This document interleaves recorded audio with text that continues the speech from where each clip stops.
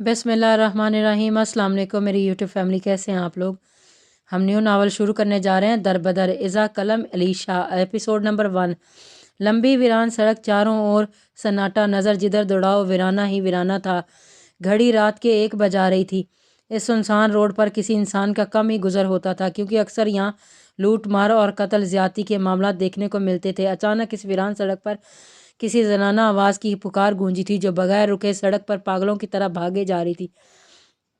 इसकी आवाज़ में डर और मदद दोनों थे। साथ ही पीछे 3 हट्टे कट्टे मर्द इसके पीछे भाग रहे थे। इसकी आंखों में वहशत थी, जैसे इस लड़की के हाथ आते ही से नोच डालेंगे। वो लड़की भागे जा रही थी जब अचानक एक कार से टकराने की वजह से वो दूर दरख्त से जा लगी थी। सर से खून बुरी तरह से बहने लगा था। कार में बैठा वजूद सपाट चेहरे से देखता बाहर निकला। जब 3 आदमी इसके करीब आया और मीसनी सी हंसी से इसका शुक्रिया अदा करने लगे। लड़की को पकड़ने में इसने काफ़ी साथ दे दिया था। इसका सुनते ही इसकी नज़र इस नाजुक वजूद पर पड़ी, जो बेहोशी में भी बचाओ बचाओ की नरम सी पुकार कर रही थी। इसने इसे एक नज़रअंदाज करते इन तीनों को बेदर्दी से मारना शुरू कर दिया। वो पहले 1, फिर 2, फिर 3, वो तीनों को मार मार कर अधमुआ कर चुका था। इन तीनों को रोड पर छोड़कर इसने लड़की को उठाकर कार में लिटाया और ख़ुद फ़ोन पर कॉल मिलाई। अख्तर, रिंग रोड के बीचों बीच 3 बंदे ढेर पड़े हैं, इनका कचरा उठाकर आके फार्म हाउस पहुंचाओ। आगे से फ़ौरन हुक्म की तामील हुई थी। सुल्तान अहमद शाह के 2 बेटे और 1 बेटी थी, जिनमें बड़े बेटे का नाम आदिल हुसैन शाह, इससे छोटे मुराद हुसैन शाह और हसन शाह, और बेटी वजी सुल्तान अहमद शाह थी। सुल्तान अहमद शाह की शादी 18 साल की उम्र में इनकी चचा की बेटी फ़िदा अर्तगल अहमद के साथ हो गई थी। वो एक हंसता मुस्कुराता ख़ानदान था। सुल्तान अहमद शाह के साथ इनके छोटे बेटे अशफाक अहमद भी रहते थे, जिनकी एक बेटी सानिया अशफाक थी। इन दोनों ने बच्चों को बहुत लाड प्यार से पाला था। आदिल हुसैन शाह चूँकि बड़ा था सब में, तो वह अपने रोब और मर्तबे का बहुत ख्याल रखता था। इसकी अना इसका गरूर था। वो कभी भी छोटी छोटी बातों पर अब दिल छोटा नहीं करता था। बहुत मजबूत हिसार का मालिक था।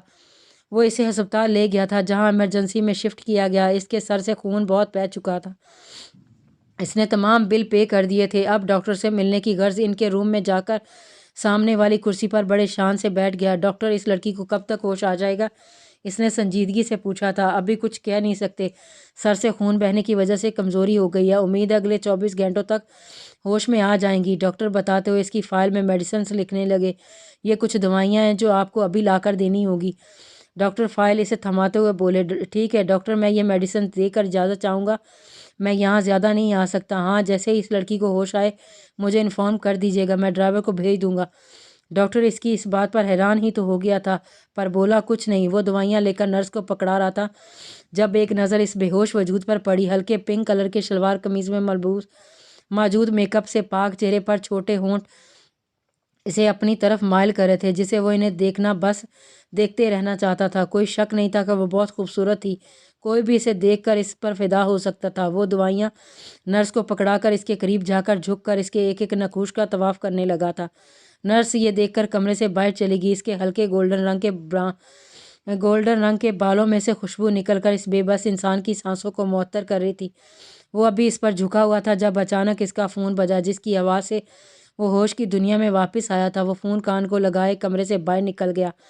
वो अस्पताल से सीधा घर गया था। सुल्तान अहमद शाह ने ज़रूरी काम का कहकर इसे बुलाया था। इनकी स्टडी रूम से होकर वो फजला मुलाजमा को चाय का ऑर्डर देकर अपने कमरे में जा चुका था।